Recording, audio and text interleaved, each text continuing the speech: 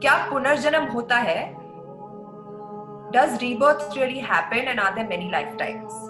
कि उसने कुरान मजीद पढ़ी और सब बात को तस्लीम करते, सिर्फ एक या दो बात कि कुरान शरीफ के अंदर मौत आती है, मुर्दे को वापस से ज़िंदगी दी जाएंगी आखिरत में, उनका जिक्र है। और हिंदू लोग ये मानते हैं कि पुनर्जन्म में, और वो डिस्कवरी चैनल पे देखे कि पुनर्जन्म होता है। अगर आप देखेंगे सबसे ऊंची किताब हिंदू मज़हब में वेद, अगर आप पढ़ेंगे पुनर की मानी क्या, पुनर संस्कृत में मतलब नेक्स्ट, अगेन, वापस से, और एक, पुनर के मानी नेक्स्ट। तो पुनर्जन्म मतलब नेक्स्ट जिंदगी और एक जिंदगी। अगर आप कुरान शरीफ पढ़ेंगे, कई आयतें हैं कि अल्लाह सुब्हाना व तआला ने आपको जिंदगी दी, पहले आप थे नहीं, फिर जिंदगी दी, इस धरती पे आए, फिर आपको मौत देंगे, फिर आखिरत में उठाया जाएगा। आप जो कर रहे मुर्दों को जान दी जाएंगे आखिरत में, ये हम मानते हैं कि एक बार हम इस धरती पे आते, नेक्स्ट लाइफ इज आखिरत। उसी तरीके से वेद में भी जिक्र है अबाउट पुनर्जन्म, नेक्स्ट लाइफ, सेम हूबहू जिस तरीके से कुरान में लिखा हुआ है। लेकिन आम हिंदू मजहब के जो गुरु है, स्वामी हैं, इन लोग जब ये जानने लगे, एक उनको कठिनाई पेश आई, वो देखने लगे कि कई इंसान जब पैदा होते हैं with congenital defects, heart problem, heart defects, limb problem, कोई अमीर पैदा होता है, कोई गरीब पैदा होता है, तो भगवान ही कैनॉट बी अनजस्ट। भगवान अनजस्ट नहीं हो सकता है कि कोई इंसान को हेल्दी पैदा करता है सेहत के साथ, कोई इंसान को कंजेनाइटल दिल की बीमारी से पैदा करता है, कोई इंसान को अमीर घर में पैदा करता है, कोई इंसान को गरीब घर में। तो भगवान अनजस्ट नहीं हो सकता है, ना इंसाफ नहीं हो सकता। तो ये जो स्वामी लोग हैं, इन लोग ने एक नई चीज निकाली, संस्कारा। हिंदू मजहब में कहते संस्कारा, जो इंग्लिश में कहते हैं cycle of birth and rebirth, transmigration of soul. अंग्रेजी में कहते ट्रांसमाइग्रेशन ऑफ सोल, क्योंकि आप डॉक्टर है, आप जानते होंगे। ट्रांसमाइग्रेशन ऑफ सोल अंग्रेजी में कहते, संस्कृत में कहते संस्कारा, birth death, birth death, birth death. कहीं भी वेद में नहीं लिखा हुआ है कि birth death, birth death, birth death, कहीं भी वेद में नहीं लिखा है। चैलेंज है मेरा, ये इन लोग को मिलता है भगवत गीता के श्लोक से। भगवत गीता का श्लोक चैप्टर नंबर 2 में, वर्स नंबर 22 में, उसमें लिखा हुआ है कि जब कोई शख्स अपने कपड़े निकालता है तो वो नए कपड़े पहन लेता है, उसी तरीके से रूह एक नई जिस्म में जाती है। और ये भद्यांकर उपनिषद में भी इसका जिक्र है, आप पढ़ेंगे कि when a caterpillar climbs up the grass of blade, he jumps to a new grass. Same way the soul takes a new body. जिस तरीके से कैटरपिलर घास के ऊपर चढ़ता है और दूसरे घास पे जाता है, उसी तरीके से रूह एक नई बॉडी के अंदर जाता है। तो इस श्लोक के बुनियाद पर इन लोग ने एक फिलॉसफी पैदा की, संस्कारा, कि इंसान जो कर्म के बेस के ऊपर, कर्म और धर्म की फिलॉसफी, कर्म मतलब अच्छे कर्म करोगे धर्म के हिसाब से, तो अगले जन्म में आप अच्छे पैदा होंगे। अगर आपके कर्म बुरे होंगे तो अगले जन्म में आप हो सकता है कि लूला पैदा होंगे या लंगड़ा पैदा होंगे। और जो कहते हैं कि आप इंसान 7 बार बनेंगे, ये कौन कहता है? वेद नहीं कहती, ये स्वामी जी लोग कहते हैं।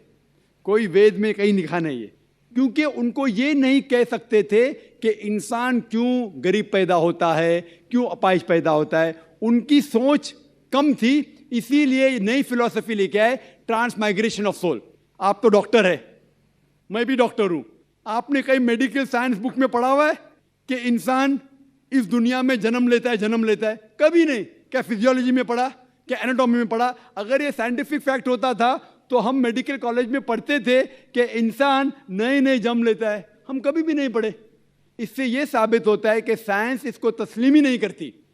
जो आप कह रहे डिस्कवरी चैनल में देखा, जो आप कह रहे हैं, अगर ये हक होता था तो हमारे साइंटिफिक बुक में भी ये लिखा होता। तो ये कहना कि साइंटिफिक प्रूफ है कि हम जन्म लेते हैं, बिल्कुल गलत है। इस्लाम जो इसका जवाब देता है वो है कि इस्लाम तस्लीम करता है कि अल्लाह सुब्हानहू व तआला कुछ लोग को अपाहिज पैदा करता है, कुछ लोग को अच्छी सेहत देता है, कुछ को गरीब, कुछ को अमीर। इसकी वजह है कि अल्लाह ताला फरमाते हैं सूरह मुल्क में, सूरा नंबर 67 आयत नंबर 2 में, अल्लज़ी खलक़ल मौत वल हयाता, अल्लाह सुब्हानहू व तआला ने मौत और ज़िंदगी बनाई ताकि आप लोग को जांच सके, आप लोग का इम्तिहान ले सके, आप लोगों में से कुछ लोग अच्छे हैं। ये जांच पड़ताल करने के लिए ये ज़िंदगी हमारे लिए इम्तिहान है। और अल्लाह ताला फरमाते हैं सूरह अनफाल में, सूरा नंबर 8 आयत नंबर 28 में, कि आपके बच्चे और आपकी जायदाद आपके लिए फितना है। आपकी जायदाद और आपके बच्चे आपके लिए एक टेस्ट है, आपके लिए इम्तिहान है। अल्लाह ताला कुछ लोग को गरीब घर में पैदा करता है, कुछ लोग को अमीर। जो लोग अमीर है उनके लिए इम्तिहान है कि वो ज़कात देते क्या नहीं। जैसा कि मैंने कहा मेरी तकरीर में, तीसरी बुनियादी बात इस्लाम में है ज़कात। जिस शख्स के पास 85 ग्राम से ज़्यादा सोना है या उसके मुकाबले में धन है, उसको 2.5% ज़कात देना फ़र्ज़ है। जो आदमी अमीर है, कुछ अमीर लोग बराबर ज़कात देते, कुछ लोग आधा देते, कुछ लोग देते ही नहीं।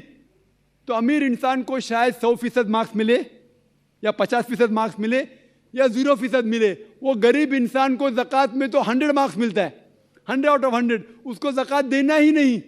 हम कहते रहे बेचारा गरीब इंसान है, लेकिन असल में देखे जाओ तो उसको उस इम्तिहान में, गुर्बत के इम्तिहान में 100% मार्क्स मिले।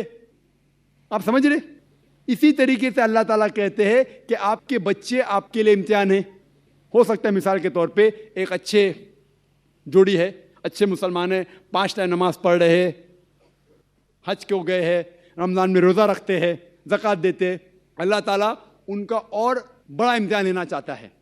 जितना बड़ा इम्तिहान उतना बड़ा इनाम। मिसाल के तौर पे अगर आप BA पास करते तो आपको सिर्फ ग्रेजुएशन मिलता है। अगर आप MBBS पास करते आपको डॉक्टर कहलाया जाता। डॉक्टर मतलब ऊंचा ओहदा। इसी तरीके से अल्लाह सुब्हानहू व तआला हो सकता है कि उस जोड़ी को इम्तिहान और सख्त देता है और ऐसा बच्चा पैदा करता है जो अपाहिज है। अल्लाह ये देखना चाहता है कि अपाहिज बच्चा पैदा करने के बावजूद वो अल्लाह के ऊपर ईमान रखता है क्या नहीं। अगर ईमान रखता है तो अल्लाह उसे जन्नत फिरदौस देना चाहता है। और कठिन इम्तिहान और बड़ा इनाम। हो सकता है कि वो इम्तिहान में फेल हो जाएगा। तो ये कुरान की आयत है, आपके बच्चे आपके लिए इम्तिहान है। कभी कोई भी अगर कलामिटी आती है, कोई भी आपको नुकसान होता है, इधर वो आपके लिए इम्तिहान है या आपके लिए सज़ा है। जब भी कोई भी आपको इनाम मिलता है, वो इधर आपके लिए इम्तिहान है या आपके लिए रिवॉर्ड है।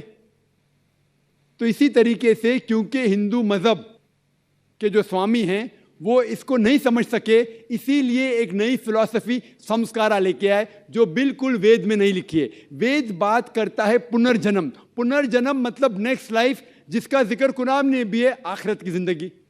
तो वेद और कुरान सेम जिंदगी क्या बात कर रहा है कि इस दुनिया में आप आते हैं, एक बार आते हैं, सही तरीके से जिएंगे तो एक बार काफ़ी है, और ये दुनिया आखिरत के लिए इम्तिहान है।